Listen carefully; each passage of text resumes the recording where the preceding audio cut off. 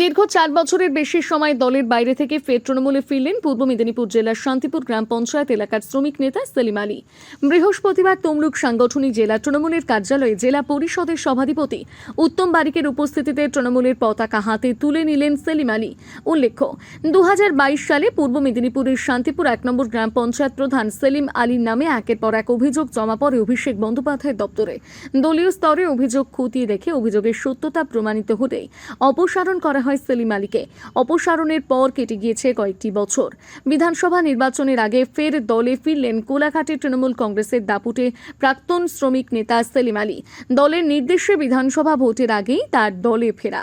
বৃহস্পতিবার দুপুরে তমলুক সাংগঠনিক জেলা তৃণমূল কংগ্রেসের জেলা কার্যালয়ে পূর্ব মেদিনীপুর জেলা পরিষদের সভাধিপতি উত্তম বারিক, তমলুক বিধানসভা কেন্দ্রের প্রার্থী দীপেন্দ্র নারায়ণের রায়ের হাতে ধরে তৃণমূলে যোগদান করলেন তৃণমূল কংগ্রেসের দাপুটে প্রাক্তন শ্রমিক নেতা সেলিম আলী। পূর্ব মেদিনীপুর থেকে সৈকত মাইতির রিপোর্ট, সানন্দা নিউজ। অনেক কাজ করেছি, আগে অনেক দায়িত্ব ছিলাম। ট্রেড ইউনিয়নের দায়িত্বে ছিলাম এবং প্রধানের দায়িত্ব সামনে ছিলাম। ভাইস প্রেসিডেন্ট হিসাবে সংগঠন চালিয়েছি। শান্তিপুর ওয়ার্ডের সংগঠন সহ তার সাথে সাথে আমি কোলাঘাট দেখতাম। কোলাঘাট সেই সংগঠনের কাজ আমি জানি কীভাবে করতে হয়। সেই সংগঠনের কাজটা আমরা যাতে করে সকলকে নিয়ে আবার এই নির্বাচনে সকলকে নিয়ে ঝাঁপিয়ে পড়তে পারি, সেটাই আমার আশা। সেটা সকলের আমি সহযোগিতা চাই, সকলকে নিয়ে যাতে কাজ করতে পারি। আর একটা জিনিস হচ্ছে, এখনো পর্যন্ত পার্টির মধ্যে যেসব গাদ্দার, বিজেপির গাদ্দাররা ঢুকে আছে, তারা কিভাবে চিহ্নিত করে তাদেরকে বের করা যায় এই ব্যবস্থাটা। কোলাঘাট থেকে দীঘা পর্যন্ত 16টি বিধানসভা কেন্দ্র।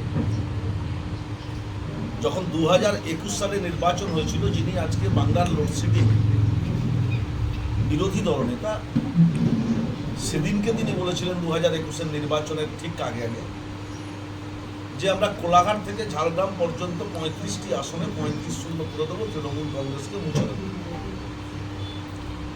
এই পূর্ব মেদিনীপুর জেলার মানুষ, এই পশ্চিম মেদিনীপুর জেলার মানুষ, ঝাড়গ্রামের মানুষ সেদিনকে নির্বাচনের রায় দিয়েছিল গণতান্ত্রিক পদ্ধতিতে ইভিএম ভোটিং মেশিনের মাধ্যমে।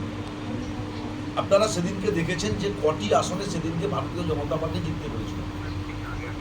আবার আজকে যখন 2026-এর নির্বাচন, এই 2026-এর নির্বাচনের প্রাক্কালে দাঁড়িয়ে তিনি বলছেন আমি পূর্ব আর 35-এ যাচ্ছেন না, কমে এসছেন। তার মানে 2021-এ ওনার গ্র্যাব যা ছিল, 2026-এ নেতৃত্বের গ্র্যাব নিচে নেমে এসছে, তাই তিনি নিজেকে ছোট করে নিয়েছেন।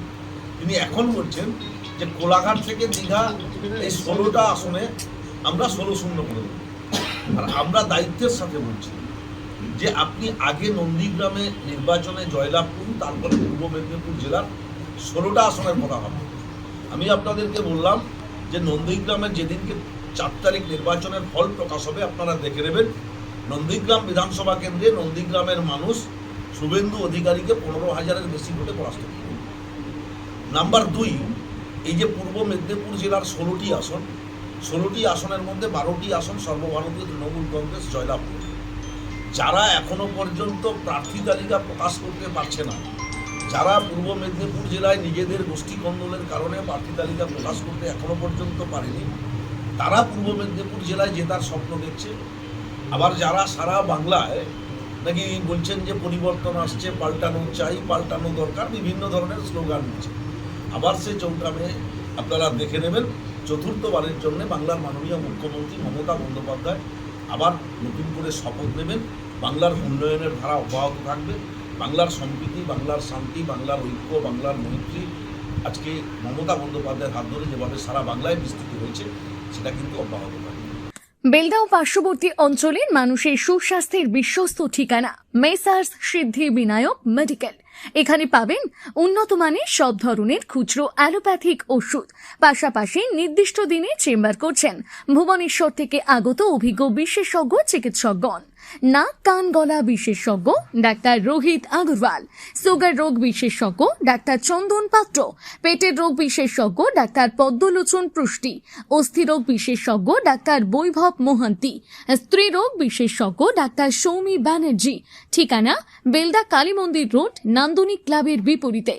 নাম লেখাতে ফোন করুন 6297552537 অথবা 9564666322 এই নম্বরে। বিশেষ দ্রষ্টব্য, প্রত্যেক বৃহস্পতিবার দোকান বন্ধ থাকে। নিজেকে আপডেট রাখতে ফলো করুন সানন্দা নিউজ।